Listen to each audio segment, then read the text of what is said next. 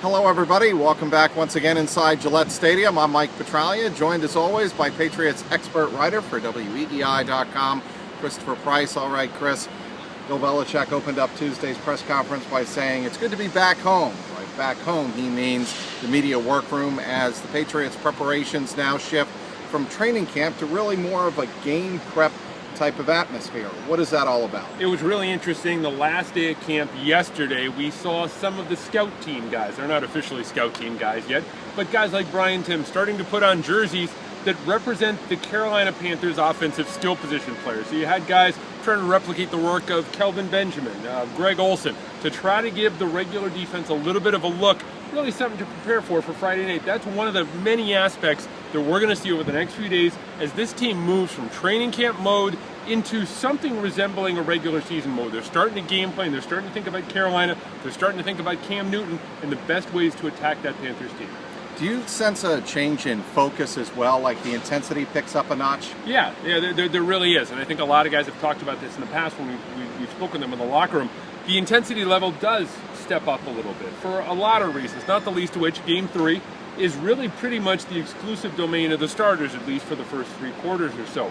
You also, frankly, have 2s and 3s and 4s playing for jobs. And right. So there is a definite feeling of intensity. It's not like a regular season energy, but there's still a feeling of, look, the days are getting short, we got to get down to business.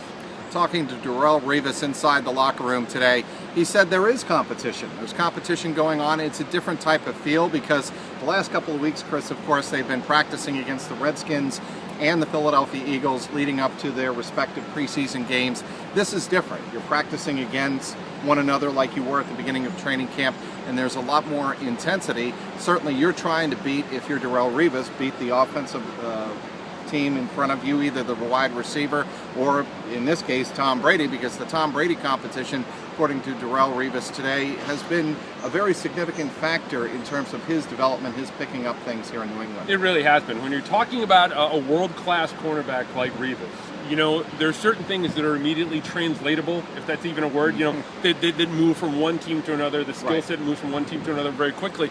But when it comes to finding a place in that defense, when it comes to getting acclimated to the way a certain team plays defense, he spoke on it a little bit today. He's played mostly left corner since he's been here. You know, talking about playing left corner, right corner, and all the differences that entail.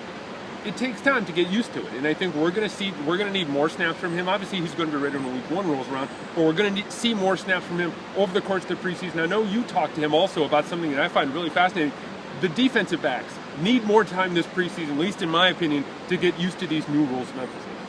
Yeah, and Darrelle Revis, I asked him, you know, just that fact, given the fact that he didn't see any attention last week from the Philadelphia Eagles. Nick Foles really didn't even look in his direction once. How many snaps does he need to feel ready for the regular season? His answer was classic. This is how you know his New England preseason moment, if you will, the fact that he gets it. His answer was, Bill Belichick will tell me when I'm ready. Yeah. And, you know, a couple of people noticed last week in the practices against the Eagles that Darrelle Revis was doing everything that he needed to do. He was taking some plays off, not plays off, but I don't think the focus was there as much. And I think the message was clear. Let's not get him hurt. Let's not waste the bullets in preseason. Let's make sure he's ready. The interesting thing about Revis was I was part of a group of reporters who spoke with him after he gave up, or what appeared to be, he gave up a long bomb to from Foles to Macklin in practice. And people asked him about it, and he kind of gave that sideways look and said, look, you know, I've been at this for a long time. I know exactly what I'm doing. It's all about getting reps. It's all about getting up to speed. So I don't have to worry of necessarily running an extra 20 yards or so, you know, in an August practice to try and break up a pass. I know what I need to do to get ready for the regular season. We've drawn a lot of parallels between Darrelle Revis and Randy Moss in 2007, leading up to that 2007 season. That's another one there. When you look at guys, when you look at Hall of Famers, they know exactly what they need to do to get ready for the season. Revis is that one. Other side of the ball, somebody who knows the Carolina Panthers, this Friday's opponent here inside Gillette Stadium, very well would be one wide receiver, Brandon LaFell. He spoke glowingly, of course, about Cam Newton, but then I thought very interesting, Chris, that he spoke so highly of Tom Brady. Everybody knows Tom Brady's a Hall of Fame quarterback. That's not what he was talking about. He was talking about the fact that Tom Brady has certain expectations that you learn very quickly when you're a new player in New England. That is, you don't run a route 1 yard too deep, 1 yard too short. It better be precise, because as we saw last weekend, when tight end Steve Maneri said he ran a route 2 yards deep and it was returned for 6 points by Kerry Williams, Tom Brady's going to throw that ball where he expects you to be.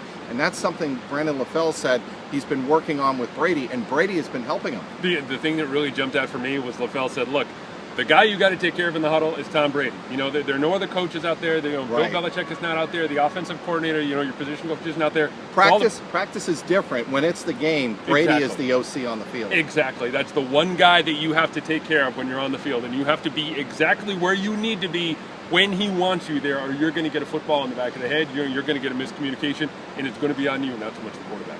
All right, continuing to look ahead to this Friday and the Panthers, how much playing time for Brady, the starters, how important is it this week? Usually week 3 is the telltale sign of how much playing time is required to really be ready for week 1. Did a piece on WEI.com now about that, specifically looking at how many snaps he's played over the last 10 years when you're looking at the 3rd preseason game.